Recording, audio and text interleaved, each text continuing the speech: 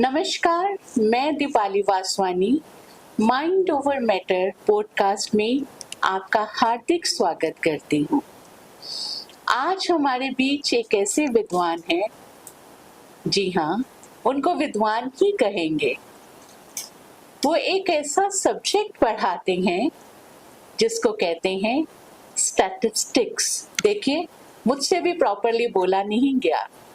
Stats, गणनाओं, संख्याओं और नंबर्स का एक ऐसा तालमेल को लेकर ये एक ऐसा सब्जेक्ट है जिसको लेने में ही विद्यार्थी हेजिटेट करते हैं। कितना जटिल है, कितना उलझा हुआ है और कितना उपयोगी है ये सब्जेक्ट, उसके लिए आज हमारे बीच में है डॉक्टर मसूद सिद्दीकी, जो कि एक प्रोफेसर हैं और स्टैट्स को ही as a subject Lucknow university में पढ़ाते हैं। इस सब्जेक्ट के बारे में और इस सब्जेक्ट का इम्पोर्टेंस क्या है और इसी से ही मिलते जुलते कई सवालों को लेकर हम तैयार हैं। डॉक्टर साहब, आपका हार्दिक स्वागत है। थैंक यू दीपाली जी। और आप हमको स्टैटिस्टिक्स का विद्वान ना कहिए, स्टैटिस्टिक्स का स्टूडेंट कहिए। चलिए, ये भी बहुत अच्छी बात है कि जब हमें लगता है कि हमारी सीखने की कोई उम्र नहीं होती है। जी सर, हमारे दर्शकों को अपने बारे में थोड़ा कुछ बताइए। मैं एट प्रेजेंट तो डिपार्टमेंट ऑफ स्टैटिस्टिक्स में प्रोफेसर हूँ जी। 2022 जनवरी में मैंने लखनऊ यूनिवर्सिटी ज्वाइन किया और 3 साल मैं HOD भी रहा था स्टैटिस्टिक्स डिपार्टमेंट का। हमें 3 साल टेन्योर होता है। उससे पहले 16.5 साल मैं जयपुरिया इंस्टीट्यूट ऑफ मैनेजमेंट में था। जी सर। वहाँ पे 2013 में प्रोफेसर हो गया था।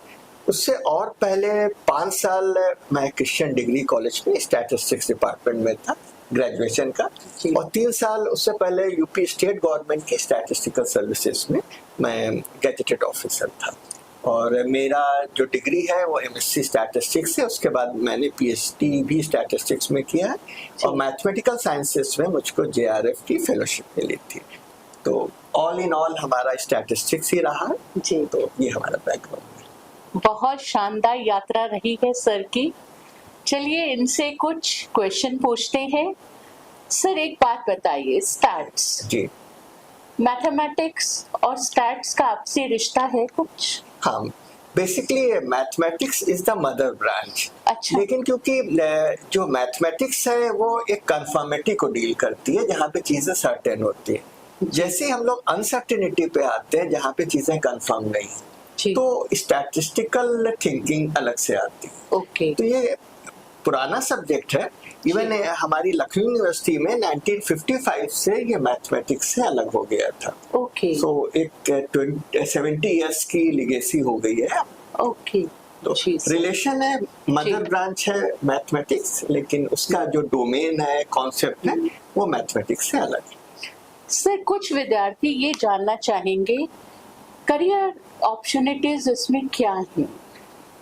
एक्चुअली जब हम लोगों ने स्टैटिस्टिक्स से PG किया था तब इतने करियर अपॉर्चुनिटीज नहीं थी, लेकिन पिछले 10 सालों से या कहिए आप 13-14 सालों से एक नई तरह की थिंकिंग डेवलप हुई है, जिसको हम लोग कहते हैं डेटा ड्रिवन डिसीजन मेकिंग। आंकड़ों पे बेस आपकी जो निर्णय लेने की होती है, और उसके बेसिस पे पूरी एनालिटिक्स से artificial intelligence, machine learning, deep learning develop हुआ है। तो इन सभी की जो कोर मॉडलिंग है उसमें statistics, computer science, data science, इस टाइप के बेसिक फाउंडेशन स्टोन्स हैं। तो अब इस टाइम स्टूडेंट्स को दोनों तरह की कैरियर अपॉर्चुनिटीज हैं। गवर्नमेंट सेक्टर में आप जाएं तो स्टैटिस्टिकल सर्विसेज हैं, स्टेट स्टैटिस्टिकल सर्विसेज सेंटर की है ISS, और प्राइवेट सेक्टर में तो बहुत ज्यादा अपॉर्चुनिटीज। इवन टीचिंग में अगर हम लोग आए तो पहले इंजीनियरिंग कॉलेजेस में जो स्टैटिस्टिक्स के टीचर होते थे वो ऑफ ब्रांच माने जाते थे, लेकिन अब हर जगह स्टैटिस्टिक्स एक इम्पोर्टेंट सब्जेक्ट की तरह आ चुका है। सर, आपने बात की आर्टिफिशियल इंटेलिजेंस AI, बहुत पॉपुलर है आजकल। बच्चा बच्चा इसके बारे में जानता है। जी। सर, एआई और स्टैट्स एक दूसरे को कुछ हेल्प कर रहे हैं? देखिए, जो स्टैटिस्टिक्स है वो उसका एक बेस या फाउंडेशन बनाता है जी। क्योंकि जैसे एआई में आप देखेंगे तो एआई में बहुत तरह के पेपर सब्जेक्ट्स इंक्लूडेड हैं। जी जी। जैसे एनालिटिक्स हुआ, तो analytics is not only computer science, जी। उसकी जितनी मॉडलिंग का कॉन्सेप्ट है वो स्टैटिस्टिक्स और मैथमेटिक्स से आता है। जी जी। सर, डेली यूज में स्टैट्स हमें कुछ हेल्प करता है? हाँ, एक्चुअली अगर हम लोग देखें तो हम लोग डेली यूज में भी स्टैटिस्टिक्स यूज करते हैं। कैसे? इनवेरिएबली, जैसे आप सड़क क्रॉस करते हैं तो आपको ये अनसर्टेन होता है कि आप एक कंफर्टेबली सड़क क्रॉस कर जाएंगे। जी। तो अपने दिमाग में वी कैलकुलेट अ प्रोबेबिलिटी कि हम सड़क को कैसे क्रॉस कर पाएंगे। जी जी। इसी तरह बहुत सारे कॉन्सेप्ट्स हैं जो आपको स्टैटिस्टिक्स से निकल के आते हैं, उसको इनवेरिएबली हम लोग यूज करते हैं। और ये क्योंकि स्टैटिस्टिक्स एक तरह की ऑब्जेक्टिव डिसीजन मेकिंग को करता है। देखिए, हम लोग दो तरह के डिसीजन मेकिंग कर सकते हैं। एक तो सब्जेक्टिविटी है। जी। सब्जेक्टिविटी करेक्ट भी हो सकती है, रॉन्ग भी हो सकती है। राइट। लेकिन जब हम ऑब्जेक्टिविटी करते हैं, जो पुरानी इंफॉर्मेशन है, पुराना डेटा है, उसके बेसिस पे लेते हैं, तो हमारी गलती की चांसेस, गलती की जो प्रोबेबिलिटी होती है वो काफी कम हो जाती है। सर, कभी कभी ऐसा होता है जैसे मैं स्टार्ट से मेरा दूर दूर तक कोई नाता नहीं है, लेकिन मैं अनजाने में ही कभी स्टार्ट हाँ, ये जैसे हमने आपको एग्जांपल दे, एक एग्जांपल हम और लेते हैं। जैसे मान लीजिए हमारे कोई फ्रेंड है, वो फ्रेंड हमेशा हमसे गुस्से में बात करता है, उससे हमें उतना डर नहीं लगेगा। लेकिन एक दूसरा फ्रेंड है जो कभी गुस्से में बात करता है, कभी प्यार से बात करता है, तो वी आर ऑलवेज अनसर्टेन कि उसका बिहेवियर हमारे लिए कैसा हो। तो इसमें हम लोग प्रोबेबिलिटी कॉन्सेप्ट यूज कर रहे हैं। तो उसकी प्रोबेबिलिटी के साथ ही हम लोग जैसे वेरिएंस होता है, स्टैंडर्ड डेविएशन होता है, उसके भी कॉन्सेप्ट यूज करते हैं। सर, जब कोविड पीरियड था जी, तो सुनने में आया था कि स्टैट्स ने भी बहुत इम्पोर्टेंट एक रोल प्ले किया। क्या ये सच है? बिल्कुल, क्योंकि देखिए कोविड में बहुत सारा डेटा आ गया था। जी। अब उस डेटा को एक ऑब्जेक्टिवली एनालाइज करने के लिए हमको टूल्स की जरूरत है। जी। और हमेशा हम लोग कहते हैं कि टूल्स अच्छे होंगे तो रिजल्ट अच्छा होगा। राइट। वरना तो आप गार्बेज अगर इनपुट करेंगे तो गार्बेज ही बाहर निकल के आएगा। बिल्कुल सही। सर, मैंने सुना है स्टैट्स लेते हुए बच्चे डरते हैं। हाँ, हिचकते हैं, हेजिटेट करते हैं, क्या कारण है? देखिए, जो स्टैटिस्टिक्स या मैथमेटिक्स के सब्जेक्ट होते हैं तो उसमें नोटेशंस बहुत होते हैं। जी। तो वो जो नोटेशंस होते हैं, क्योंकि ये फंडामेंटली ग्रीक के अल्फाबेट से लेकर के आते हैं, तो उन ग्रीक अल्फाबेट से लोगों को थोड़ा डर लगता है। और इसमें हम टीचर्स भी बहुत रिस्पॉन्सिबल हैं। हम स्टैटिस्टिक्स या हम एक ब्रॉडर टर्म की बात करें, मैथमेटिक्स को हम लोग अपने स्टूडेंट्स के लिए इतना टफ बना देते हैं और समटाइम्स मोनोटोनस भी हो जाता है, कर देते हैं। इसके अलावा उनको रियल लाइफ से बिल्कुल अलग कर देते हैं। इसकी बजाय अगर हमको टीच करें कि it is a part of our real life, कि हमारी असली जिंदगी में भी ऐसा होता है, और बहुत जगह हम लोग बिना जाने लोगों स्टैटिस्टिक्स का इस्तेमाल करते हैं, तो ऑब्वियसली अगर ऐसा होगा तो स्टूडेंट को इंटरेस्ट भी आएगा। दूसरा ये भी होता है कि हम उसकी इम्पोर्टेंस इतनी नहीं क्रिएट कर पाते हैं कि जिसकी वजह से स्टूडेंट्स ले। सर, आप प्रोफेसर हैं, इतने सालों का आपका जर्नी है जी। तो स्टैट्स को इजी बनाने के लिए कभी आपने एफर्ट्स लिए? जी, हमने एफर्ट्स लिए और इसमें मतलब काफी सक्सेसफुल भी रहे। जैसे आप कोई भी चीज पढ़ाइए उसको हम लोग केस स्टडी के फॉर्म पे पढ़ाते हैं। इवन हमने एक बुक भी लिखी है, पियर्सन पब्लिकेशन से है, एक हमारा मूक कोर्स भी है। तो इसमें कोशिश यही की जाती है कि रियल लाइफ से कनेक्ट करके और हर चीज उसकी इम्पोर्टेंस को इस्टेब्लिश करके अगर स्टूडेंट्स को पढ़ाएंगे। और दूसरी बात ये भी है कि जितने कैलकुलेशंस हैं, अब सभी कैलकुलेशन मशीन से होते हैं, कंप्यूटर से होते हैं। तो कैलकुलेशन का पार्ट धीरे धीरे कम होता जा रहा है। ज्यादा जो इम्पोर्टेंट पार्ट है वो एक स्टैटिस्टिकल थिंकिंग का हो गया। तो एज ए टीचर हम लोग की ये रिस्पॉन्सिबिलिटी है कि हम अपने स्टूडेंट्स में स्टैटिस्टिकल थिंकिंग डेवलप करें। सर, स्टैट्स एक सब सब्जेक्ट है या अपने आप में ही एक सब्जेक्ट है, या इसके साथ कोई और सब्जेक्ट लेना जरूरी है? कुछ इस बारे में भी बताइए। स्टैटिस्टिक्स अपने आप में एक डिफरेंट डोमेन है। अच्छा। अब उसके सपोर्ट में अब जैसे आपको एक मैथमेटिक्स एक यूजफुल होता है, तो स्टैटिस्टिक्स और मैथमेटिक्स हमेशा हैंड्स टू हैंड चलते हैं। अच्छा। जैसे हमारी लखनऊ यूनिवर्सिटी में चाहे आप बीएससी स्टैटिस्टिक्स लें या बीए स्टैटिस्टिक्स लें, मैथ्स इज कंपलसरी। ओके। तो मैथ्स का जो रोल होता है उसको एक सपोर्टिंग ब्रांच की तरह, मतलब मैथ्स का अलग डोमेन है, स्टैटिस्टिक्स का अलग डोमेन है, लेकिन ये एक दूसरे को कॉम्प्लीमेंट भी करते हैं, सप्लीमेंट भी करते हैं। इसके अलावा अगर आपकी थोड़ी सी कंप्यूटर नॉलेज अच्छी हो तो कंप्यूटर नॉलेज आपको जैसे प्रोग्रामिंग है, एमएस एक्सेल है, इन सब के लिए थोड़ा सा आपको यूज देता है। सर डेटा साइंस और स्टैट्स दोनों में क्या कोई संबंध है? हाँ, बहुत संबंध है। हाँ। अगर हम लोग डेटा साइंस की बात करें तो डेटा साइंस के 3 फाउंडेशंस माने जाते हैं, फाउंडेशन स्टोन्स। एक स्टैटिस्टिक्स हुआ, एक मैथमेटिक्स हुआ, एक कंप्यूटर साइंस हुआ, एक हम उसको कहाँ यूज कर रहे हैं जिसको हम लोग डोमेन कहते हैं। जी। जैसे स्टैटिस्टिक्स या डेटा साइंस के एप्लीकेशन इकोनॉमिक्स में हम लोग कर सकते हैं, बिजनेस में कर सकते हैं, मार्केटिंग में कर सकते हैं, मेडिकल हेल्थ में कर सकते हैं। अच्छा। ये डोमेन। सर रिसर्च के लिए ये कैसा सब्जेक्ट है? देखिए, रिसर्च के लिए अब कोई भी आप रिसर्च करें तो उसमें एक रिसर्च मेथोडोलॉजी एक इम्पोर्टेंट पार्ट होता है। जी। रिसर्च मेथोडोलॉजी का एक बहुत एसेंशियल पार्ट स्टैटिस्टिक्स से आता है। जितने टूल्स है हम लोग जो रिसर्च में यूज करते हैं वो हमेशा स्टैटिस्टिक्स से ही निकल के आते हैं। सर कुछ बातें करते हैं आपकी प्रोफेसरशिप को लेकर। सर क्लास में what do you expect from students? ऐसी क्या एक्सपेक्टेशंस हैं जो अभी तक आपके स्टूडेंट्स पूरी नहीं कर पाए? नहीं, कभी ऐसा लगा आपको? ऐसा तो हमको फील नहीं हुआ है। तो आए, लेकिन फिर हम भी अपने स्टूडेंट्स के लिए काफी प्राउड फील करते हैं जी। और हम लोग एज ए प्रोफेसर या एज ए टीचर बनते ही अपने स्टूडेंट्स की वजह से। तो स्टूडेंट्स अगर नहीं होंगे, स्टूडेंट्स अगर सपोर्ट नहीं करेंगे तो हम लोग का कोई एक्सिस्टेंस नहीं है। तो एज सच तो कुछ नहीं है, बस एक एक्सपेक्टेशन ये रहती है कि स्टूडेंट्स उसमें किसी भी सब्जेक्ट में क्लास में सबसे ज्यादा कंसंट्रेट करें, क्योंकि इस टाइम नॉलेज बहुत इरफात में है, बहुत नॉलेज बहुत ज्यादा एबंडेंस में है, आपको हर जगह से नॉलेज मिल सकती है। लेकिन एक पढ़ाने का मेथड होता है और हर टीचर थोड़ा सा क्या चीज करा रहा, किस तरह के ऑडियंस के लिए करा रहा, उस तरह से ट्यून करके पढ़ाता है। तो अभी भी जो एक लर्निंग का एक बहुत इम्पोर्टेंट प्लेस है वो क्लास होता है। सर एक बात बताइए, एज ए प्रोफेसर आपके स्टूडेंट्स जो हर कोई ज्यादातर गलतियां करता है, तो वो गलतियां क्या है?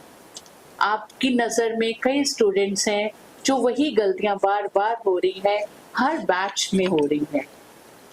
लेकिन जो सबसे कॉमन मिस्टेक है वो एक थोड़ा सा फाउंडेशन प्रिपेयर नहीं करना, सीधे शॉर्टकट से बेसिक ना करना, सीधे शॉर्टकट से आगे को जल्दी से जल्दी करने की कोशिश कर, वो नुकसान करता है। क्योंकि देखिए कहीं भी पहुंचने के 2 रास्ते होते हैं, एक लॉन्ग कट होता है, शॉर्टकट।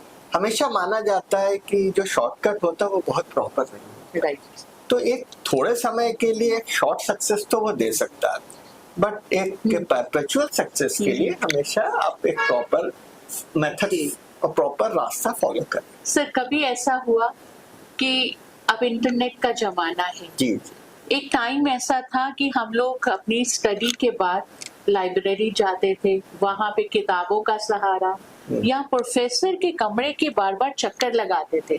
सर ये क्लियर नहीं है। अब इंटरनेट की सपोर्ट है, बच्चों को समझ नहीं आता है तो वो गूगल का सहारा ले लेते हैं। तो क्या ऐसी चीजें अब आपके साथ हो रही हैं? हाँ, देखिए ये एज ए टीचर कम्युनिटी हम सबके लिए चैलेंज है। 2 तरह के चैलेंज है कि आपको एक तो प्रॉपर हर चीज का फैक्चुअल चीजों को रखना, दूसरा हो सकता है कि स्टूडेंट आपके पास उतना ना आए जितना पहले आते, क्योंकि अब यूँ अगर देखा जाए कि जितना AI है या इंटरनेट है, ये एक तरह की लाइब्रेरी है, बस एक डिजिटल लाइब्रेरी है।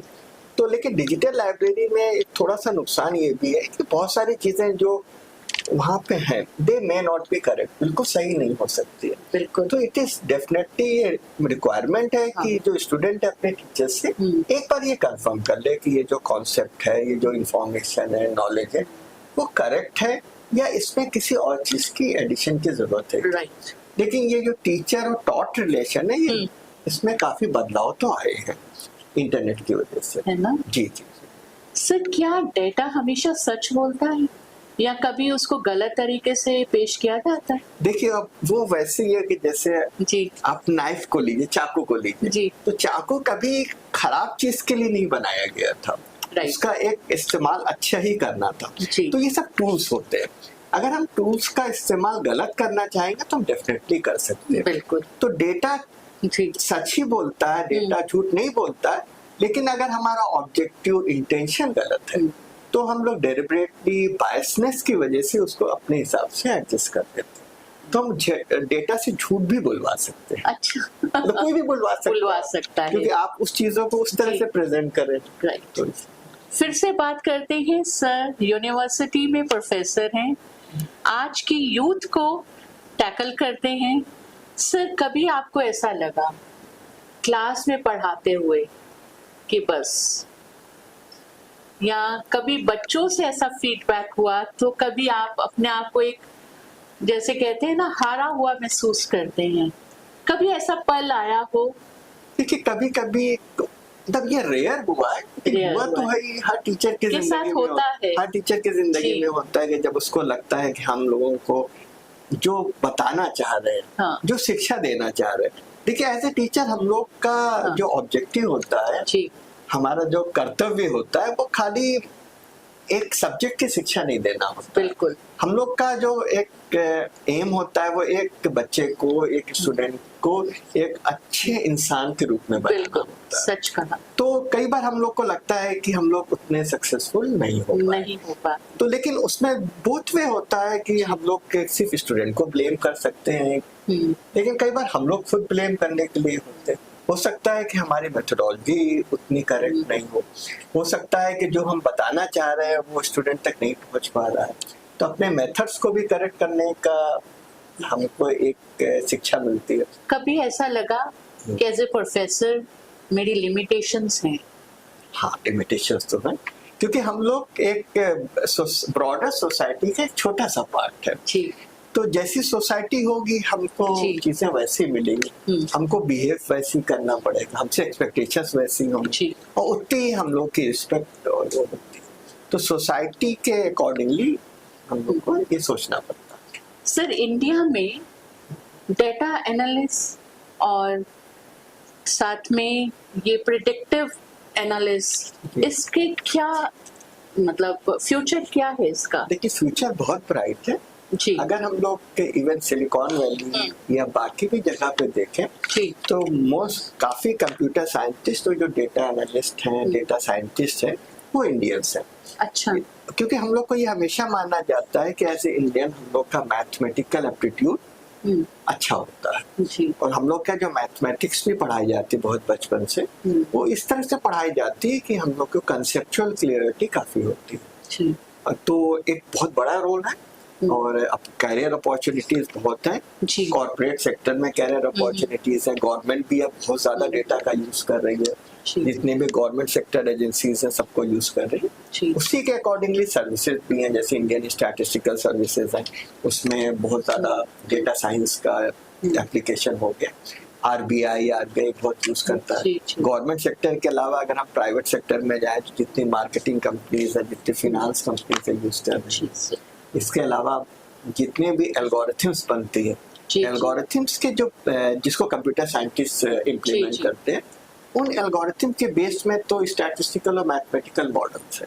तो ये एक एप्लीकेशन है। सर एक बात और भी बताएं, जैसे हमारे साथ कई बच्चे भी जुड़े हुए हैं, अगर उनको भविष्य में, जैसे कोई 10th का स्टूडेंट है, भविष्य में उनको स्टैट्स एज अ सब्जेक्ट लेना है, तो वो कौन सी क्लास से ले और साथ में कौन से सब्जेक्ट रखे जो इसको आगे एनहेंस करे और साथ में उनको करियर अपॉर्चुनिटीज भी दे?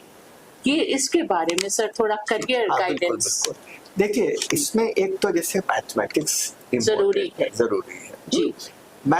लेकिन ये साथ में ये भी है कि मतलब जो बहुत कोर मैथमेटिक्स है, जी मतलब उससे डरने की भी जरूरत नहीं है। ओके लेकिन मैथमेटिक्स आपको एक स्ट्रेंथ प्रोवाइड करती है।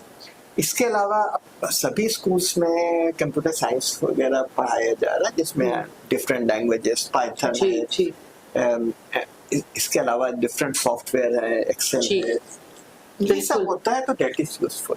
और हाँ। अब इसमें आप दोनों तरह के लोगों को ले सकते हैं, जैसे इवन अगर आर्ट साइड के लोग हैं तो इकोनॉमिक्स है, साइकोलॉजी है, ये सब्जेक्ट यूजफुल होते हैं, अच्छा साथ में ले सकते हैं। ले सकते हैं, यूजफुल है। हाँ। साथ में अगर कॉमर्स में करें तो कॉमर्स में तो बहुत ज्यादा बहुत ज्यादा एप्लीकेशन है। साइंस में भी हम लोग फिजिक्स में यूज करते हैं, अच्छा। कंप्यूटर साइंस में यूज करते हैं। तो अब क्योंकि स्टैटिस्टिक्स बेसिकली एक डिसीजन प्रोवाइड करता है, ओके। तो डोमेन कुछ भी हो सकता है, वो हर डोमेन में फिट हो रहा है। आफ्टर ग्रेजुएशन अगर बच्चे के पास स्टैट्स एक सब्जेक्ट है जी। तो करियर अपॉर्चुनिटी है इस टाइम तो बहुत है, बहुत है, क्योंकि ये जो जमाना है वो मल्टी डिसिप्लिनरी है। आप अगर पिछले 2 साल के नोबेल प्राइजेस देखें तो इवन जो नोबेल प्राइजेस मिले हैं वो मल्टी डिसिप्लिनरी फील्ड के। और कंप्यूटर में किसका ज्ञान ज्यादा जरूरी है, एक्सेल का या पाइथन का? देखिए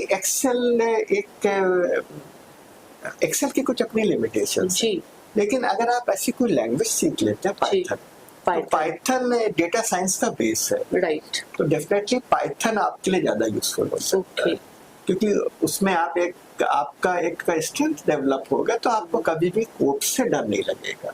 तो बहुत सारी चीजें जो हमको मैनुअली करनी पड़ती है वो आप एक सॉफ्टवेयर के थ्रू या इन लैंग्वेजेस के थ्रू हम लोग बहुत आराम से कर सकते हैं।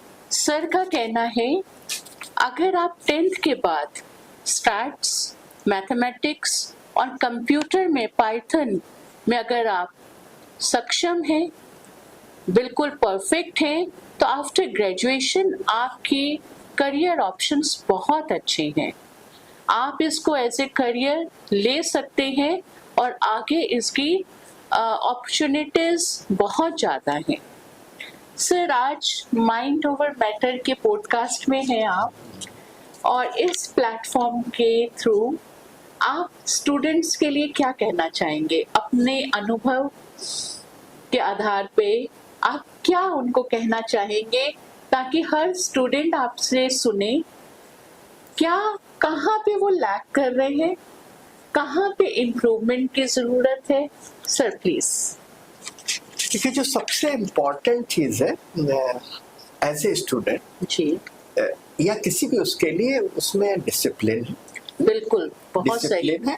इसके अलावा आपको बहुत ज्यादा पढ़ना पड़ता है। आप किसी भी बड़े आदमी को ले लीजिए, बड़े साइंटिस्ट को ले लीजिए, जैसे हम फेनीमैन साहब जो फिजिसिस्ट हैं उनको बहुत फॉलो करते हैं। उन्होंने हमेशा यही कहा है कि मैं एक साधारण आदमी था, बस मैंने पढ़ाई बहुत करी। जी।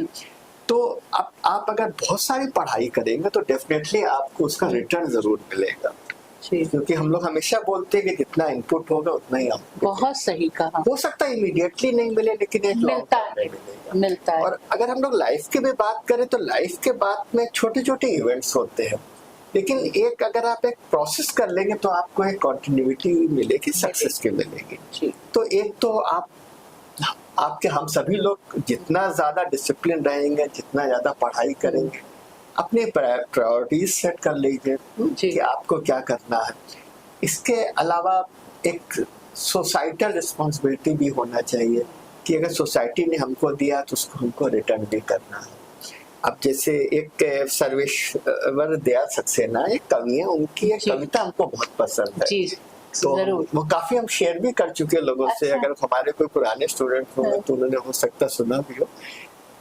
हम असमर्थताओं से नहीं संभावनाओं से घिरे हैं, शक्ति अगर सीमित है तो हर चीज अशक्त भी है, भुजाएं अगर छोटी है तो सागर भी सिमटा हुआ है। बहुत बढ़िया।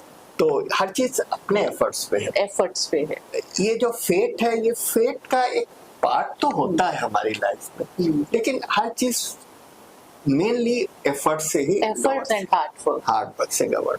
सर मेरे यहाँ मैं भी एक एजुकेशन से जुड़ी हूँ। हाँ, मैथ्स के उसमें जी। मेनी टाइम्स मेरे यहाँ जो बच्चे पढ़ते हैं जी, तो बच्चों में आजकल ये कॉन्सेप्ट आया है, हम किताबों से डर जाते हैं, किताबों की मोटाई देखकर, अरे इतना हमें पढ़ना पड़ेगा। तो ये चीज बच्चे इस चीज को कैसे लें, कैसे उनको समझाएं? क्योंकि जब उनकी नई क्लास होती है तो वो हमेशा ये देखते हैं कि पेजेस कितने हैं, तो ये भी बच्चों को आजकल बर्डन लगता है। सर आपका अनुभव इस पे क्या कहता है? नहीं, आप बिल्कुल ठीक कह रही हैं। जी क्योंकि देखिए हर चीज अब एक शॉर्ट वर्जन में आ रही है। राइट, जैसे बिल्कुल हम लोग मूवीज देखते थे, अब लोग रील्स देखते हैं। रील्स भी अगर बहुत बड़ी होती है तो लोगों को पसंद नहीं उसमें भी हम आगे फॉरवर्ड करके फॉरवर्ड देखते करते हैं। हैं। राइट, तो ये चीज बुक्स के साथ भी है। जी लेकिन अगर आप जैसे जो बुक आप देखेंगे तो पेजेस की बहुत इंपॉर्टेंस नहीं होती। फॉन्ट बड़ा हो सकता है डायग्राम ज्यादा हो, तो आप उसको अगर चैप्टर्स में डिवाइड करके पढ़ें, जी कि आप ये मान के चलिए कि आप जो आपका पूरा गोल है उसको आप कई छोटे पार्ट में डिवाइड कर लीजिए कि हम इस टाइम तक ये वाला चैप्टर कंप्लीट करेंगे, उसके आगे दूसरा चैप्टर कंप्लीट करेंगे। और बुक्स की अपनी इंपॉर्टेंस है, क्योंकि बुक्स एक ऑथेंटिक तरीके से लिखी जाती है और वो आपको एक तरह का पूरा बिल्डअप करती है। बिल्कुल सही कहा। और इंटरनेट या एआई से जो हम लोग नॉलेज लेते हैं वो एकदम से शॉर्टकट उसके आगे का भी हमको नहीं मालूम, उसके बाद का भी नहीं मालूम, और ऑथेंटिसिटी पे भी क्वेश्चन मार्क है। बिल्कुल। तो इसीलिए बुक्स का फॉलो करना बहुत जरूरी। अगर आपको फिजिकल बुक खराब लग रही है तो आप डिजिटल बुक पढ़ लीजिए, लेकिन बुक्स को पढ़ना चाहिए। Books are very important. AI का जमाना है, चैट जीपीटी का जमाना है, गूगल का सहारा है और बच्चों को किताबें पसंद नहीं है। एक विद्वान पुरुष मेरे सामने बैठे हैं, प्रोफेसर हैं और कितने सालों का अनुभव अपने साथ में लेकर चल रहे हैं।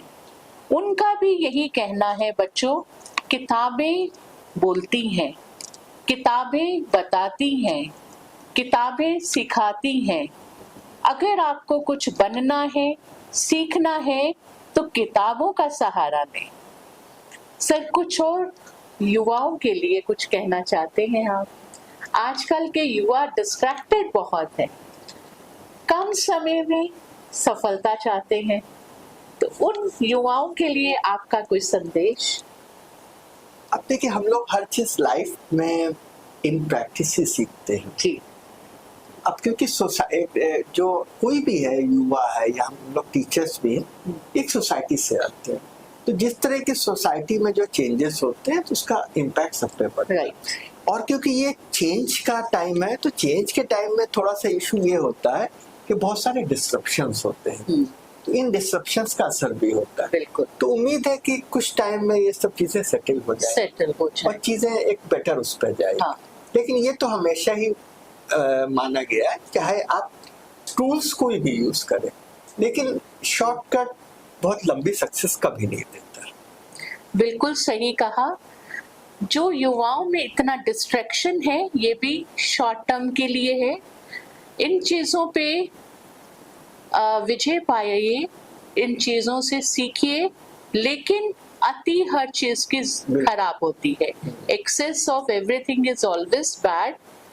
और मैं डॉक्टर मसूद सर का अपने पॉडकास्ट चैनल में आने का बहुत बहुत थैंक्स कहती हूँ। Thank you sir, thanks for coming. आपने हमें अपना कीमती समय दिया। Thank you and all the best to the listeners. Thank you sir. Hopefully जो हम लोगों ने बातें करी है वो उनके लिए यूजफुल है। जी सर। कुछ एज ए टीचर भी हम कंट्रीब्यूट कर पाए। बिल्कुल। Thank you. ओके।